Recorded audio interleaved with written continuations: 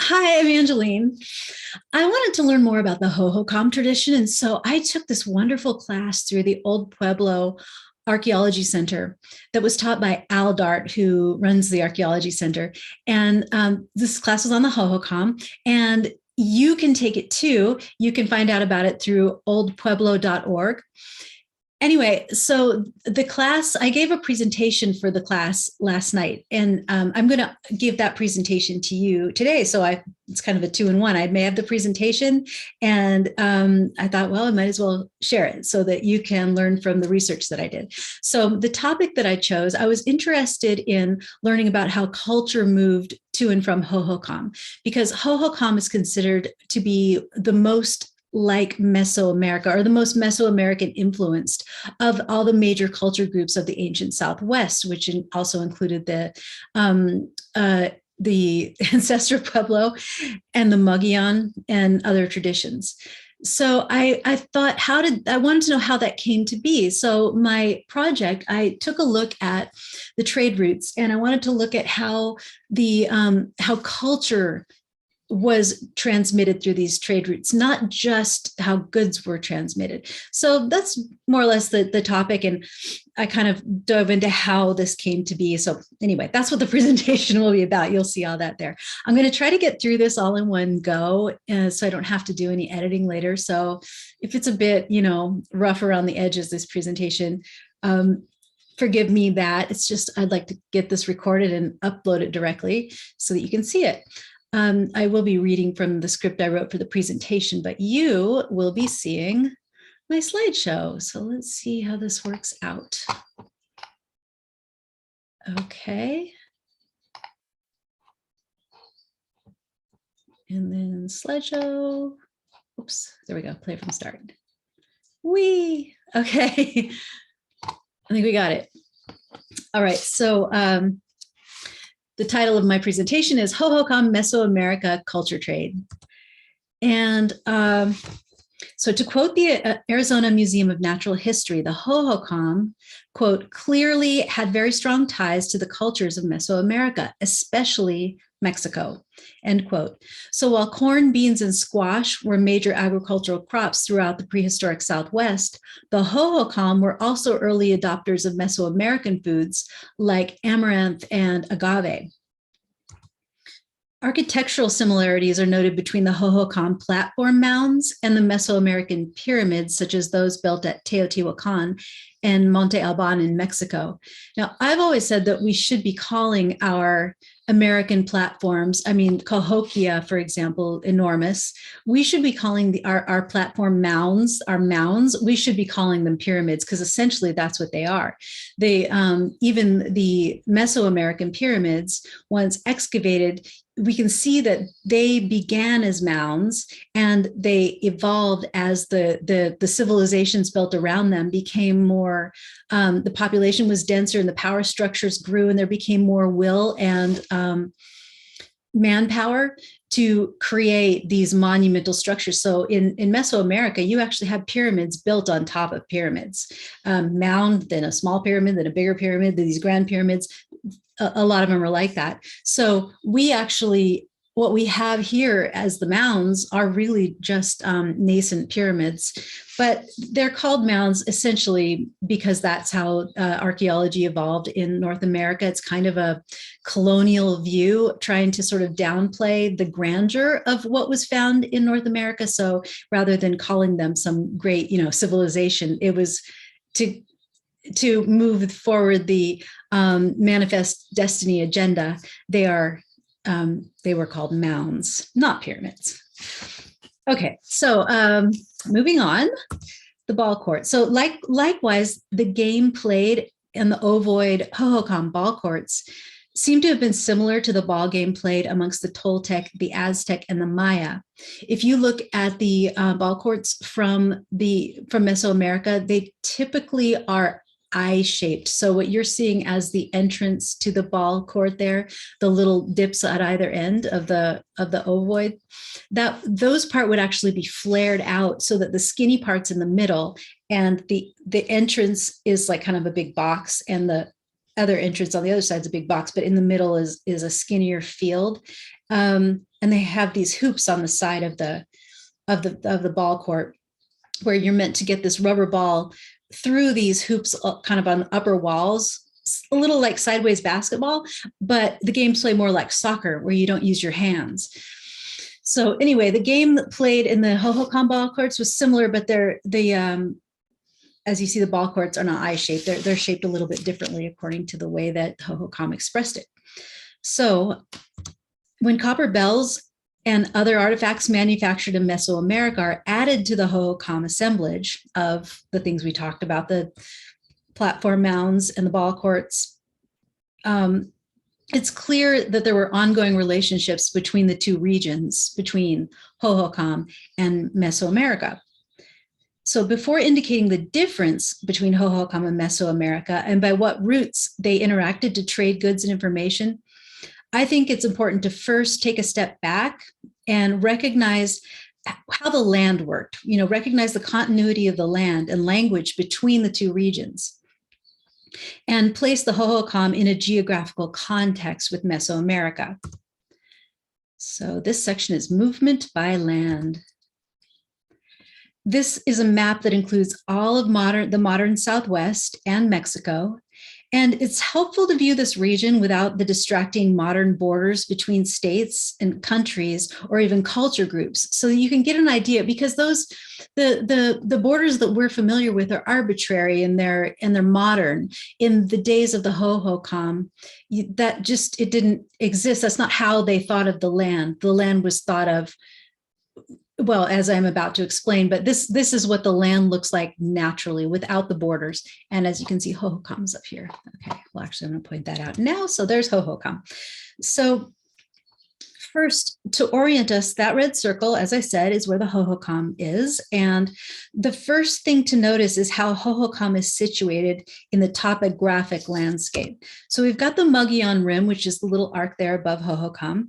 And it's a mountain range that forms the southern edge of the Colorado Plateau. It acts as a barrier to moist air. It's the focusing mechanism that creates the rainy climate that the Hohokam's irrigation infrastructure needed to succeed. So I guess that little explanation presupposes that the Hohokam had they had infrastructure for canals. They had, if you Google it now, you'll see that you'll see pictures and archaeology reports of this vast canal system all over the Hohokam landscape to water the agriculture, and that's different than how they did it elsewhere in the Southwest, as I'm about to tell you now. So the Mogollon Rim, okay, so it behaves kind of like the mountain range of California in the sense that the rainstorms fall to the west of the Sierra. In the Sierra Nevada in California, all the rainstorms fall to the west, to the coastal side, and that creates the Mojave Desert to the east. So the Mogollon Rim works kind of that same way. It behaves like that, like the Sierra Nevada, in the sense that, and the rim creates monsoons to the south and more arid environment to its north. So the indigenous people to the north of the rim, they practiced dry farming that relies on direct rainfall to water the crops. Whereas Hohokam, they had an abundance of water because they get all that monsoon that comes before the Mogollon Rim, that hits up against the Mogollon Rim. So they get all that rain, and they could channel all of that water throughout the region by the canals. So just for fun, I included this photo of me riding out a July monsoon. Actually, this is not in Hohokam though. This is up in the Sinawa area, up in near Sycamore Canyon, and I was in this Sinawa rock shelter, and right behind me actually was some rock art. That was a really fun afternoon. It was really windy and rainy and lightning and everything, and I was just sitting in there snug as a bug, watching the storm. That's really nice. So the next important landforms to note are the mountain ranges. That they extend the length of Mexico, the Sierra Madre Occidental and the Sierra Madre Oriental, the Occidental to the west, Oriental to the east. So that's those two red lines kind of indicating where those mountain ranges are. the Sierra Madre Occidental runs parallel to the Gulf of California coast, and it's cut by rivers and overall supports a wet ecosystem. The Sierra Madre Oriental is generally drier than its western sister. And the space in between forms part of an ecological zone called Arido America, meaning it's a dry zone. So the Hohokam don't live in Arido America, they live in Oasis America, a wet zone. So this is North American, or this rather, Hohokam up there in the pink area, that says Oasis America. So Arido America is most of northern Mexico, all of Baja California, and part of the North American Southwest. And really only Hohokam and maybe a bit beyond is in what would be called Oasis America, the wetter climate. The wet Mesoamerican climate range extends along the Pacific coast, outside of the Gulf of California, and down through southern Mexico and beyond. So just looking at the lifeway based on weather that Hohokam shared with this part of the world, Hohokam actually, ecologically, I guess you'd say, has more in common with Mesoamerica than it did with, all this space that's in Arido America, in the sense that they were doing agriculture, they were using canals, they were doing this kind of farming that wasn't possible in the drier climates of these other regions. Let's see. Okay, so the greater Southwest, there indicated by my little red lines, it actually extends quite a ways down the Gulf of California, and it includes the northern part of the Sierra Madre Occidental. By looking at a rough estimation of where the major Southwestern groups are placed and in the ecology, you can see that built into the Hohokam culture is a unique relationship to the land compared to others, and compared to the adjacent Baja Californians. Mogollon, the ancestral Pueblo, so those will be the others, who live in much drier regions, as I was just explaining. So the Mogollon Rim created an arid environment for the ancestral Puebloans, and the Sierras flanking the Mexican coast, creating a desert environment for the Mogollon and others occupying northern Mexico. So that those others and the Mogollon, the Mayans called the Chichimec, the barbarians, the Chichimecas, barbarians. And we'll talk more about them, but the reason they were called the barbarians is because how dry their land was, they were more nomadic. They had to use the land in more of a moving around by the seasons. That was their life way. They weren't in these settled communities like they were in Mesoamerica and Hohokam, or especially Mesoamerica. And because, the land couldn't support settled communities like that at that time. So while the mountains dictate, movement by water. Okay, while the mountains dictate how people can move around the landscape, so do bodies of water. And I tried to line up a couple of river maps that give an idea of the major bodies of water that connected the Hohokam to Mesoamerica from the west. The Gila River, which is the main river one of the main rivers associated with the Hohokam lifeway, it feeds the Colorado River, which empties into the Gulf of California, which is part of the Pacific Ocean. And from the Pacific coast of Mexico, there's a number of major rivers that cut the Sierra Madre Occidental. And one major river is the Rio Grande de Santiago, which cuts all the way across the Sierra Madre Occidental in modern day Nayarit. And it connects via other waterways directly into the Valley of Mexico. So the Valley of Mexico is where kind of we know of the, really big civilizations that we're familiar with, like the Aztec, for example, although the Aztec were later. So this image by David Doyle shows how many of the Hohokam trade routes follow major waterways. What's inferred here, but not distinctly indicated, is travel by sea along the coast as well. So you have to imagine that if you're able to travel along waterways, once you get to the Gulf of California, you're pretty much on a super highway, because big open water is a super highway like that. You can, bounce along down the coast and up and down. Now, I'm not suggesting that the Hohokam specifically were water-faring folk, but what I'm saying is that trade and information is very easy once you reach water. So things were certainly moving by water, even if it's sort of like from community to community, passing things along. At least that is highly feasible. This is an image also by David Doyle, illustrating the directions that various items were traded, between ball court communities within the Hohokam exchange system between 800 and 1100 CE. And amongst the many items listed in this illustration, the one that stands out as distinctively Mesoamerican. So we've got pottery, shell, cremation, copper, turquoise, obsidian, other stones, salt, corn, cotton, desert products, work stone. So amongst all of these things, the only one you can see, the only indication of copper bells you can see being imported to Hohokam is from this one direction, the southwest of Hohokam. And that brings us to the movement of language.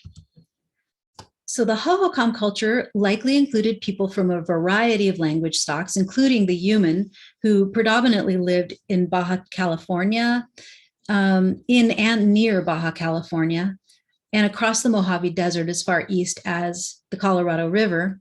But modern descendants of the Hohokam who still occupy the ancestral Hohokam lands are the A'atam. And those are some of the people in the A'atam that you see there to the left. I'll move my face.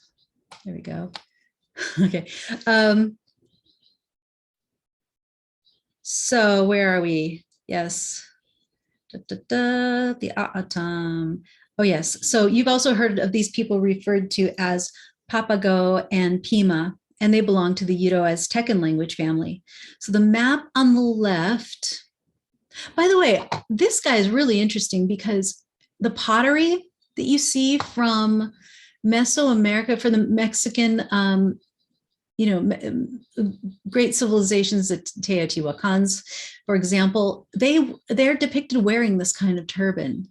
So if you ever see some of that pottery, keep that in mind. It might have looked something like that.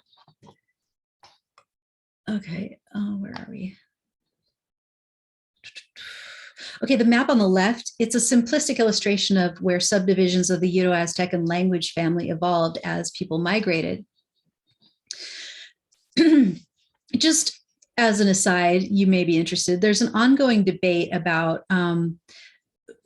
by linguists where the Uto-Aztecan language, the Proto-Uto-Aztecan language started. And the most recent accepted hypothesis has been presented by David Schall, and he says that he posits that the language actually began in the Central Valley of California and spread out. And that's interesting because it contradicts the hypothesis posited by his mentor, Jane Hill, who said that she thought it started more to the south and moved north with corn agriculture. So, I mean, for the purpose of this presentation, that doesn't really matter, but it's kind of interesting, following how linguists, put the language together and figure out, so when you're talking about culture, it's kind of interesting to note if the language started north and ideas with that language traveled down, the origin of these ideas start to become placed to the north, whereas if it's the reverse, you kind of look for the origin to the south. That's, an aside, perhaps of interest to somebody. Okay, so it's important to, as I just said, it's important to try to understand how language moves because language is bound with ideas and it conveys shared oral histories and ideologies, but migrate with the people. So the dispersal of shared language also indicates locations where familiar ideologies and ritual iconography may be recognized by similar language speakers from distant regions. So I guess I just said the same thing twice. You're welcome. In this map, you can see the expanse of the A'atam language in a subdivision in the light blue there. As again, I said, all of these are Uto-Aztecan language stock, but there's, these different subdivisions. So that's the A'atam in light blue. And it encompasses northeastern Baja California, the Hohokam homeland, and then extends quite far down into northwest Mexico.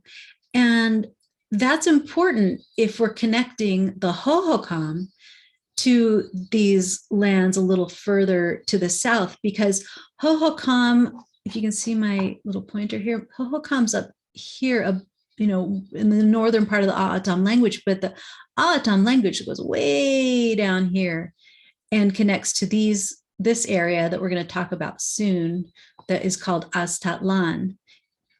So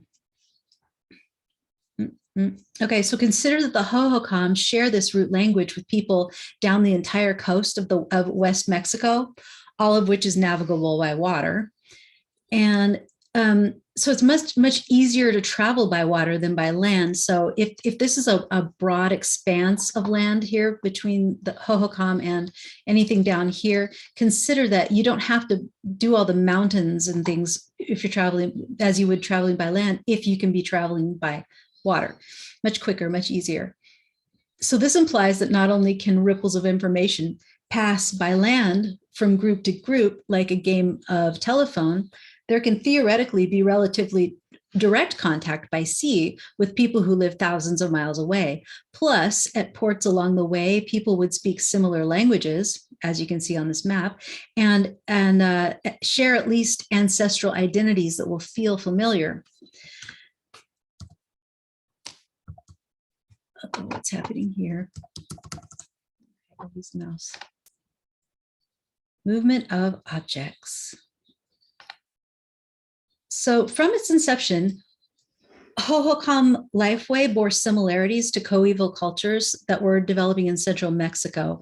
Large-scale irrigation, ritual use of pallets or mirrors and sensors, ball courts, and platform mounds were locally produced indicators that of that shared ideological relationship. In fact, according to Jesse Jennings in his 1956 book, The American Southwest, A Problem in Cultural Isolation, he said, quote, in effect, so many Mesoamerican traits are incorporated in the Hohokam culture during the colonial and sedentary periods that it would be quite possible to identify the Hohokam culture as a peripheral manifestation of the Tula Mazapan horizon, along with other cultures assignable to this Mesoamerican horizon, which had by then developed in northern Mexico, end quote.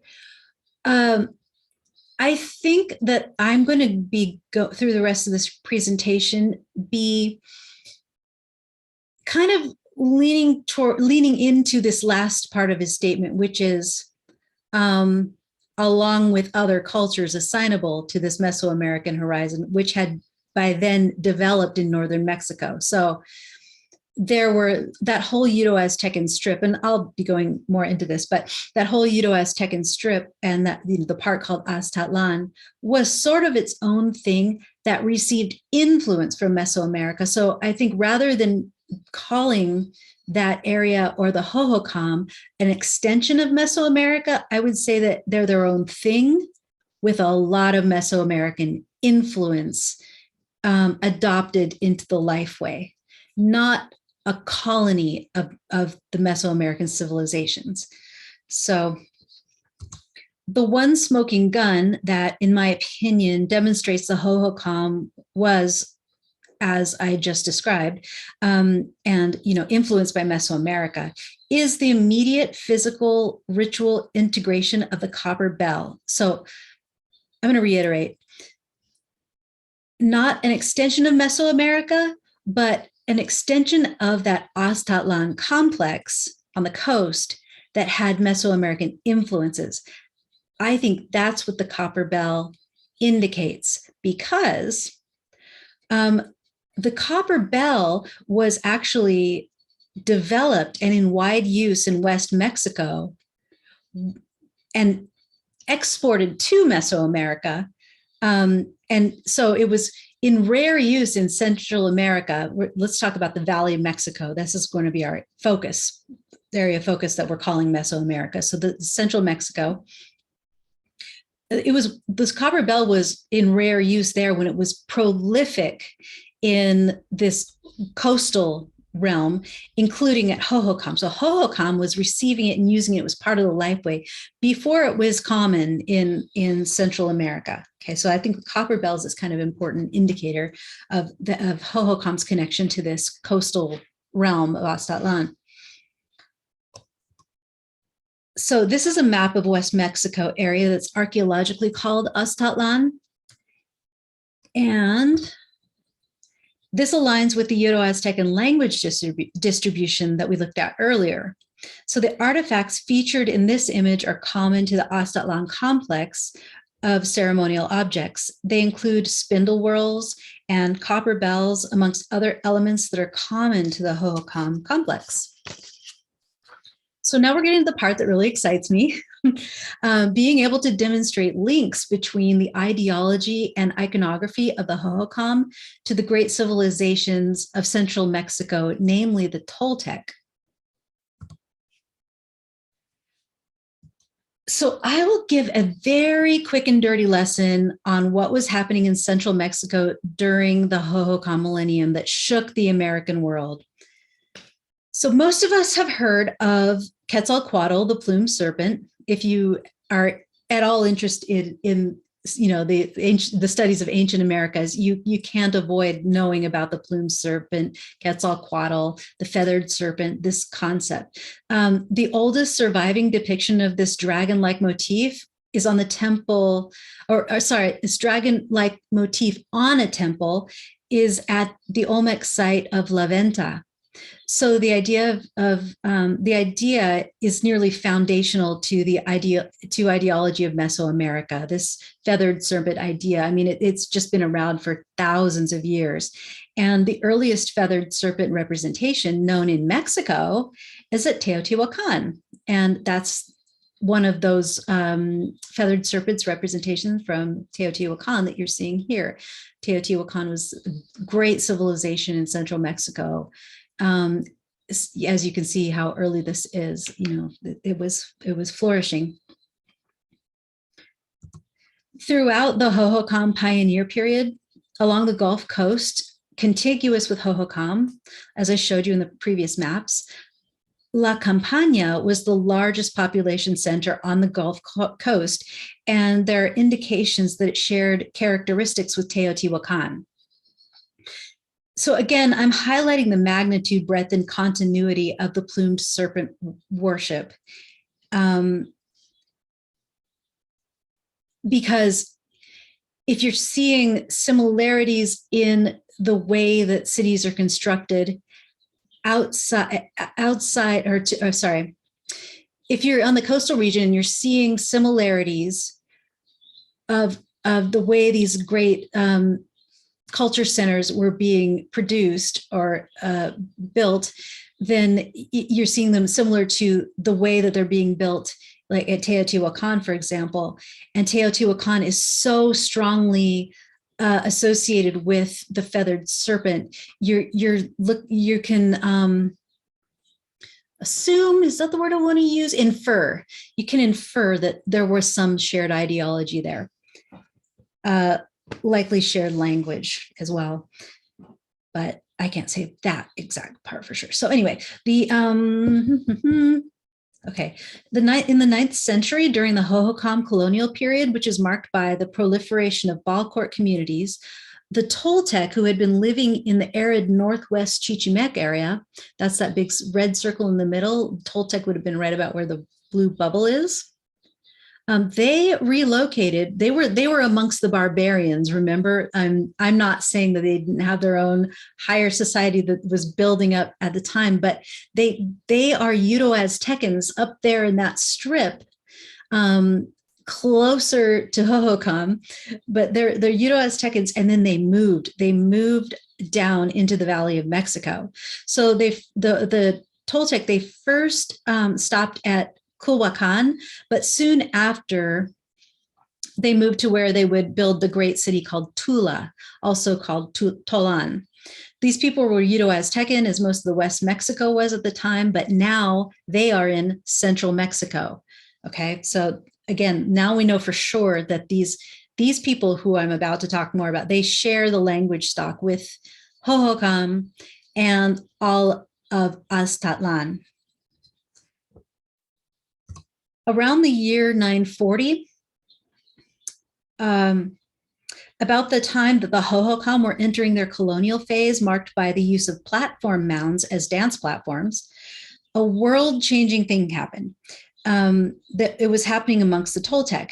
Che Acat Topitzin was born and became a leader whose legacy affected the entire course of history in the Americas. I'm not kidding.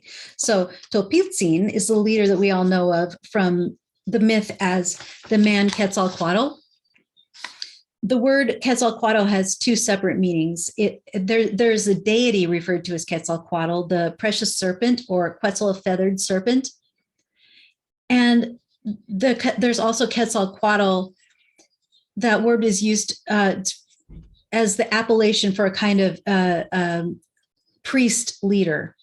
So this particular Quetzalcoatl leader, Topitzin, is the one described in all the American oral history as the gentle priest who created an earthly paradise at Tula.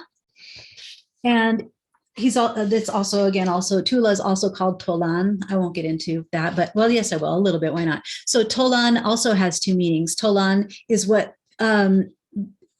people called the place at Tula, but Tolan also means place of reeds. And that's kind of like place of reeds, sort of like the metaphor, because all the people that came up there were the reeds in this cosmological system of the city that, they called the place of reeds and things like that. So Tolan, it's the name of the place, but it's also the name of what the place is. So anyway, but now that we know that this Tolan was in what we call Tula, so I'll just keep calling it Tula to keep things simple. So Topitzin, Quetzalcoatl Topitzin, he taught civilization, peace, prolific agriculture, writing, medicine. He taught fine stonework, featherwork, metallurgy. His cultural legacy was so powerful that it rippled throughout Mesoamerica, carrying the plumed serpent cult with it. He was eventually overtaken by the Nahua people, and Tula fell. But even the Nahua people who, took down his reign, they continued to claim his lineage, because that's how much they respected his lineage and the monumental works that were accomplished at Tula. So and also the Aztecs even claim his lineage. Aztecs modeled their civilization after Topitzin's Tula. So when he was driven out of Tula, he lived out the part of the Quetzalcoatl story that explains that he fled to the east, which would have been the Gulf of Mexico, where he set himself on fire and rose to the sky as the morning star, vowing to return one day, to reestablish peace.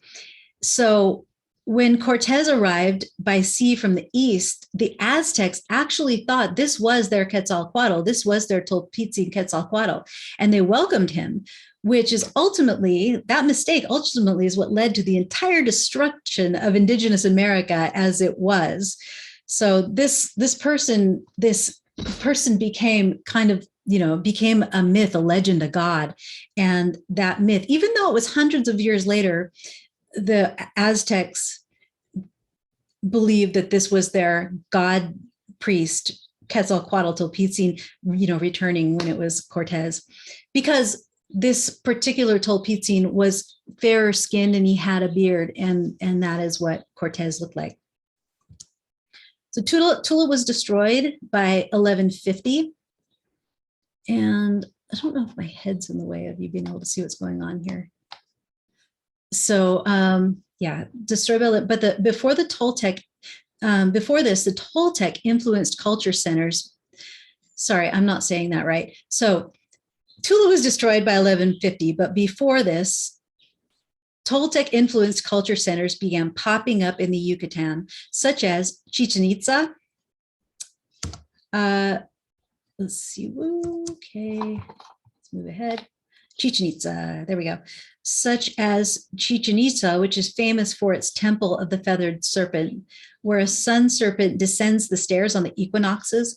Also, this is when the Hohokam entered their classic phase, which was marked with a sudden change in ceramic style, the abandonment of ball courts, and the rise of platform mounds, not just as dance structures, but actual as public buildings. And this is an artistic representation of how that might have looked.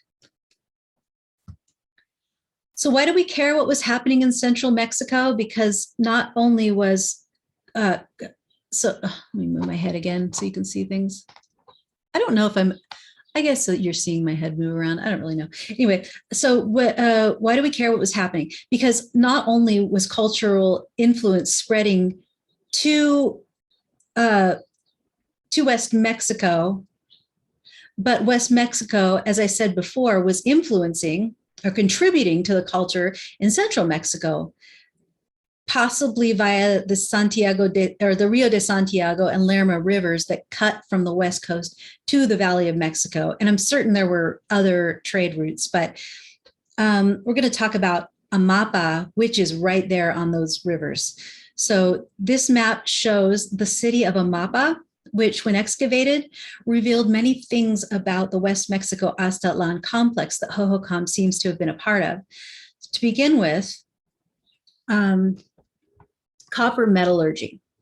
So it was being developed in Amapa and began being used prolifically for many functions, while copper metallurgy was still rare in central Mexico. And that technology was likely radiated from Aztlan to central Mexico, where they also began using copper bells in the ceremonial complex in central Mexico.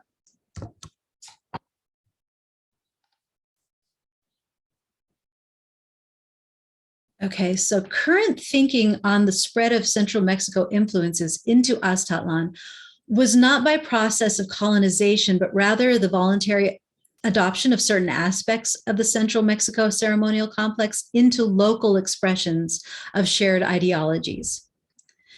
So I'm suggesting that Hohokam can be looked at as a peripheral participant in the Aztlan complex that adopted certain expressions from Central Mexican culture and reproduced them using local artistic vernacular. So this is a collage of some of the Hohokam's expression of Central Mexico cultural influences. The tripod sensor, specific geometric design motifs, pseudo-cloisonné paint style, sensors, and some of these other things. See, I already said the tripod vessels, the effigy vessels, articulated figurine. That it is the figurines actually had like movable arms and legs. And then these figurines that you just see, not figurines, but you see them as big statues at Teotihuacan, these figurines with a receptacle on top. They're huge, and they're sitting, these squatting figures with these great big braziers on their head. So there's these smaller versions of it at Hohokam.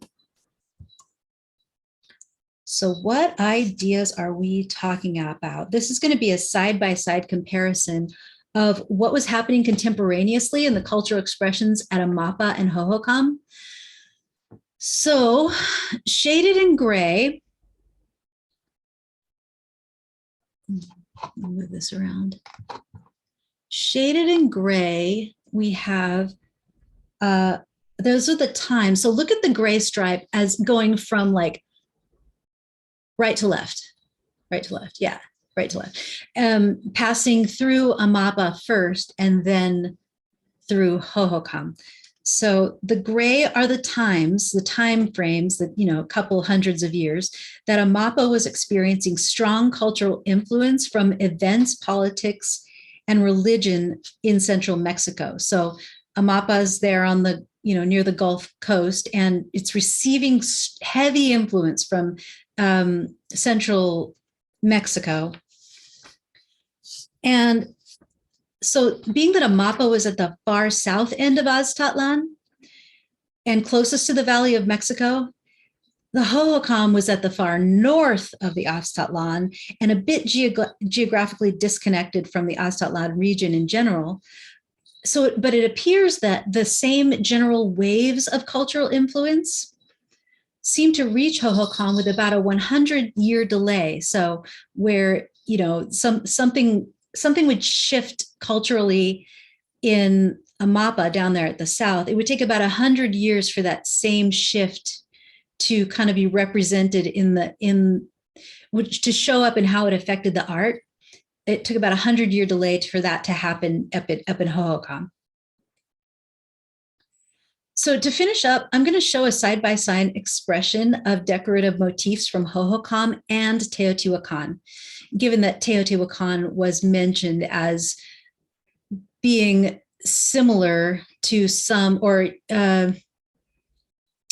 having some similar cultural elements to the large population centers on the Gulf Coast in Aztlan. So just for fun and for an exercise, I'm going to show the side-by-side expressions of the decorative motifs from Hohokam and Teotihuacan and tell you the established interpretations from those Teotihuacan motifs. And if Hohokam was indeed a peripheral colony within the Aztlan complex, and if Hohokam reflected similar ripples of Mesoamerican cultural influence as the cities of Aztlan, a closer look at the context in which various motifs appear in Hohokam art may enable future interpretations of some Hohokam images using the Aztlan and Mesoamerican symbolic lexicon. So being a person who is interested in symbolism, how symbols move, interpreting symbols that have heretofore not been interpreted, this presentation is sort of a demonstration of how I approach that using relationships with other cultures and how ideas move around, and kind of proposing that this is a way you can approach making some interpretations that, when looked at in isolation, seem uninterpretable. Okay, so this is the fun part. Let's do it.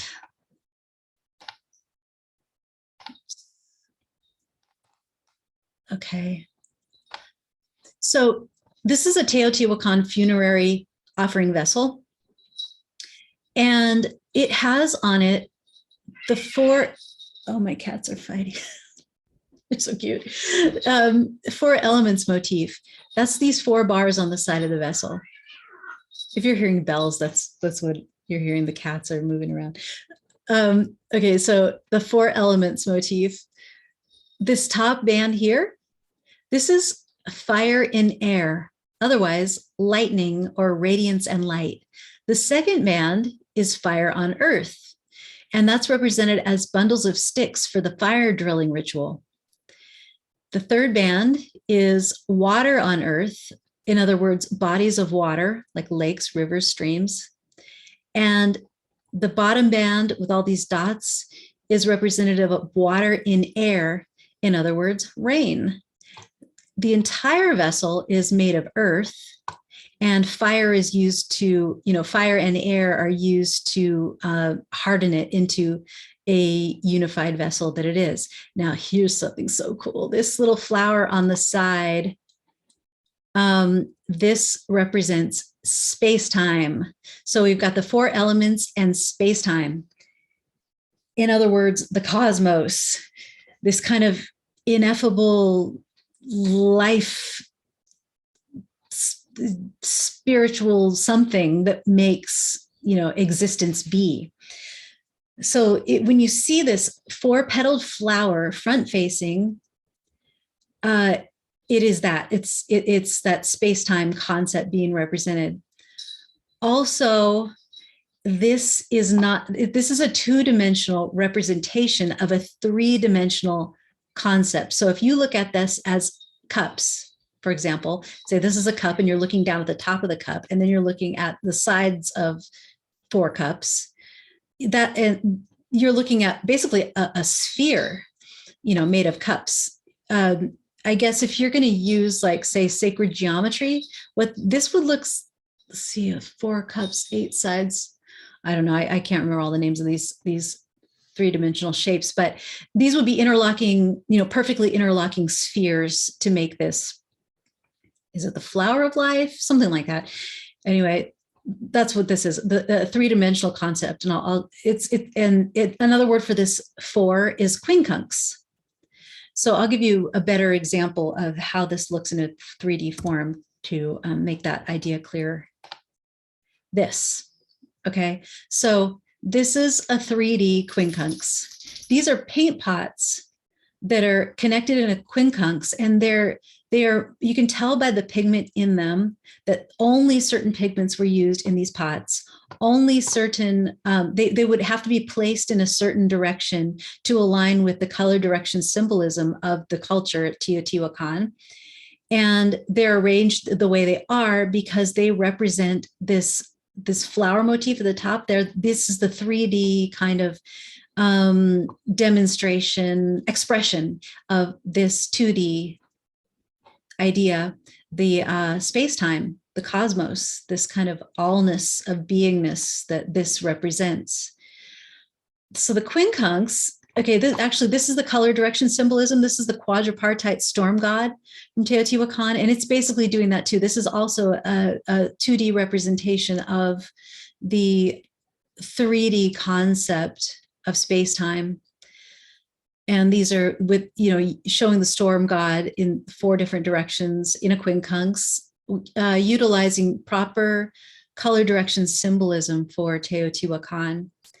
And the tripod vessel here on the legs, it also has the quincunx. How I interpret this, in my understanding of this, would be that these, well, actually, you know what? I'm gonna tell you that in a second. Let's move to the next slide. So yeah, we'll address that, the tripod legs, in a minute. So this is how the quincunx, here's 3 different examples of quincunx, this being sort of a 3D idea. This is how a quincunx is represented in a pot at Hohokam. Here we have the cross, which is the quincunx. We have also the cross with this area in the middle. So we've got the same sort of flower going on here. You've heard the word flower world. It is my understanding that the flower world, sure, it has a lot of flower motifs in it, but the flower world this is the flower. This is the flower of existence. This quincunx flower, that's the flower of existence. That's space-time. That's where everything comes into it. And the 4 elements here, they're secondary. They're part of it, but this is where it all starts, in the middle. So that's why it's the most important part of the concept of the flower world. So this is that quincunx. And then look at these swirls on the side, on the quincunx of swirls. Those are, I believe, basically, this is a 2D representation of this 3D idea. So you look at the swirls at the front, this front swirl, all of these have a really big front swirl. That's the one closest to us, okay? And then you've got the 2 on the sides. They're reasonably about the same size as each other. And then you've got this disconnected one. Each of these has this little disconnected swirl at the back. That is, I believe, showing that this is meant to be 3D. The perspective is here, right? We got the big swirl that's closest to us, the small swirl that's sort of at the back there. That, I think this is demonstrating perspective, a 2D representation of a 3D concept. And these possibly are the bundle of sticks, the fire, the earth, fire on earth. Not saying for sure, but it's very possible, considering that they've got the quincunx right there, that you're looking at something very similar to what's happening here. Here's some more Hohokam quincunxes.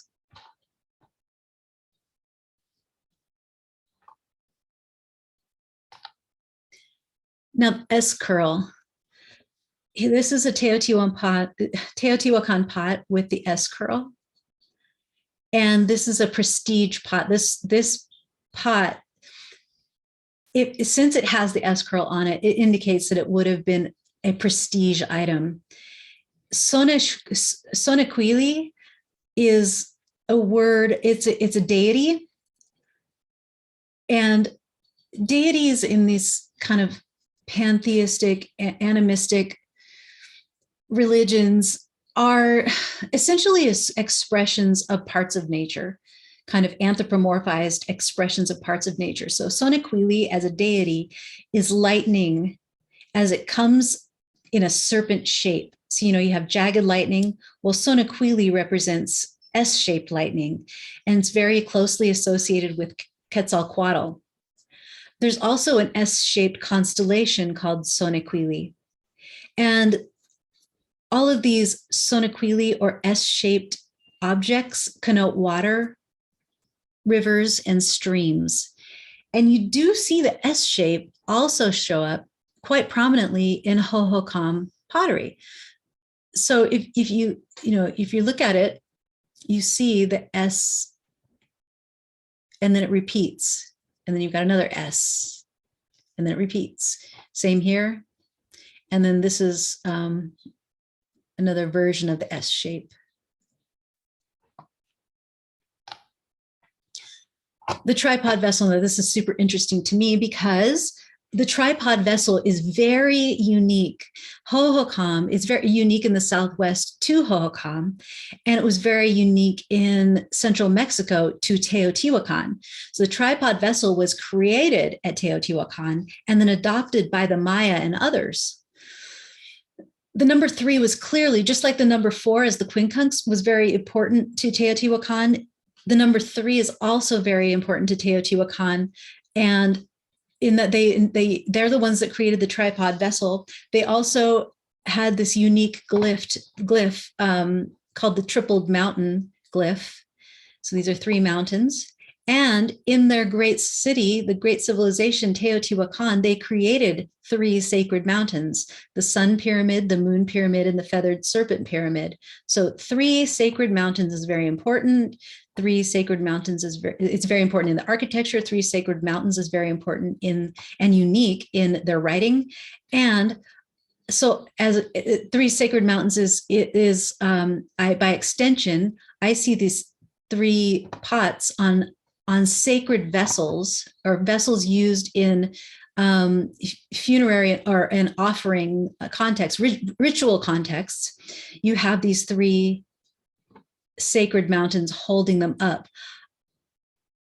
And in this case of the mountain, you can see that in the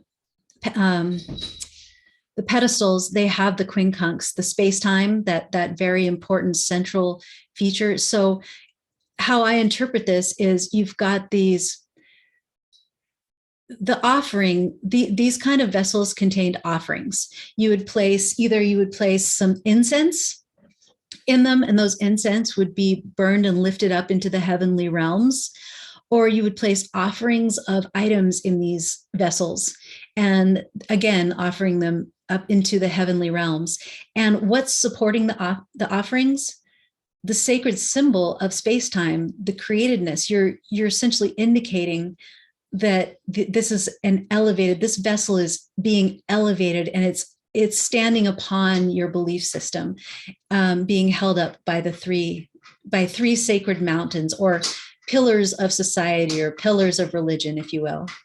And then, so when you see that this is so unique, this tripod vessel was uniquely created at Teotihuacan. Teotihuacan had a strong influence in the Aztlan region, or its creations had a long, and a great influence on the development of the Aztlan coastal region and the ritual complex. Then Hohokam also uniquely adopts this tripod concept for its offering vessels, its funerary vessels and censors, exactly like at Teotihuacan. If we're going to make the connection between the two in this way, we can start to interpret possibly that Hohokam shared something of this concept, not a one-for-one.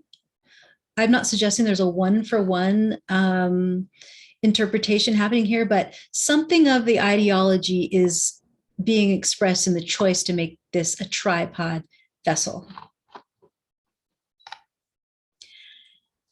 And the final one is the tiny heads.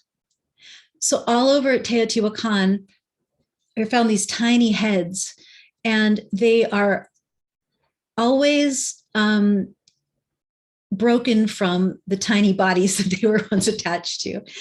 So they were used in household ritual, and the heads were severed, possibly. I mean, maybe they were indicating kind of like a sacrifice, you know, a chopping off of the head sacrifice. I don't know. I'm just, that one part I'm making up. But anyway, they're found this way. They are sometimes mentioned in the same concept of Xipitotec, which is a god that represents kinds of war.